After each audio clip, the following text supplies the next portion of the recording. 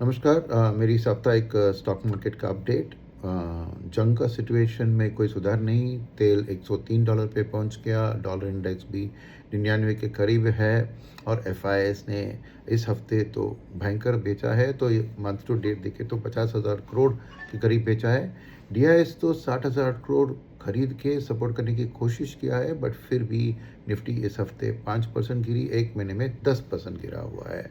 तो इस हालत में ना ही एफआईएस कैश मार्केट में बेच रहे हैं, बट शॉर्ट में भी देखा मैंने कि 5,000 करोड़ की निफ्टी फ्यूचर में शॉर्ट है। उसके अलावा ऑप्शंस में और स्टॉक फ्यूचर्स में भी शॉर्टिंग है। तो अगले हफ्ते थोड़ी वॉलेटाइल रह सकती है, क्योंकि अभी जंग कोई ख़त्म होने वाली चीज़ नहीं दिख रही है। मगर ख़ास क्या है कि ज़्यादातर एनालिस्ट कह रहे हैं कि ये करेक्शन ज़्यादा हो चुका है, क्योंकि बैड न्यूज़ अभी दाम में आ गया है और शायद और 5% की गिरावट और वो पीरियड ऑफ टाइम हो सकती है। तो एक 22,000 का बॉटम निफ्टी का फॉर्म होते हुए दिख रहा है।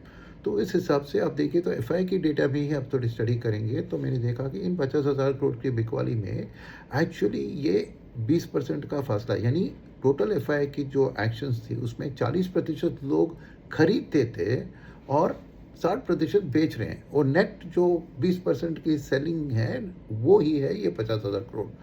क्यों मैं ये कह रहा हूँ कि इस माहौल में भी लॉन्ग टर्म एफआईएस खरीद रहे हैं, शॉर्ट टर्म बेस्ड एफआईएस बेच रहे हैं।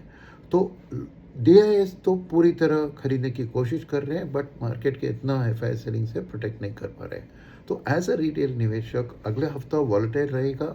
थोड़ी बेयर मार्केट की तरह रैलीज भी आ सकती है, क्योंकि शॉर्ट कवरिंग हो सकती है। मगर फॉर द लॉन्ग टर्म आप देखें तो लॉन्ग टर्म एफआई जैसे खरीदारी कर रहे हैं, आपको भी वही अडॉप्ट करना है। और आप अपना जो पोर्टफोलियो वॉर के पहले था उसमें धीरे धीरे अकोमोडेट करना शुरू कर दीजिए। और अपनी जो एसआईपी इंस्टॉलमेंट्स है, ये मौका है कि वो इंस्टॉलमेंट्स को थोड़ा बढ़ाकर ज़्यादा रुपी कॉस्ट एवरेज को बेनिफिट में शुरू करें प्रोसेस को।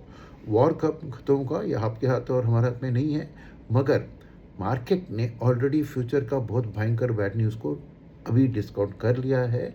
तो एक नियर टू द बॉटम की स्थिति लग रही है। तो लॉन्ग टर्म निवेशक के लिए जैसे लॉन्ग टर्म एफआईएस कर रहे हैं, आपको भी अपना खरीदारी धीरे धीरे शुरू करना है। मगर सेक्टर रोटेशन की टाइम नहीं है, क्योंकि पहले सोचा था कि खाली ऑयल रिलेटेड सेक्टर्स में दबाव आएगी, वह देखा कि बैंकिंग जिसका कोई ऑयल से संबंध नहीं है उस पर ज़्यादा दबाव आ रहा है। तो इसलिए सेक्टर रोटेशन की कोई पिक करके एक सेक्टर दो सेक्टर की बात मत कीजिए।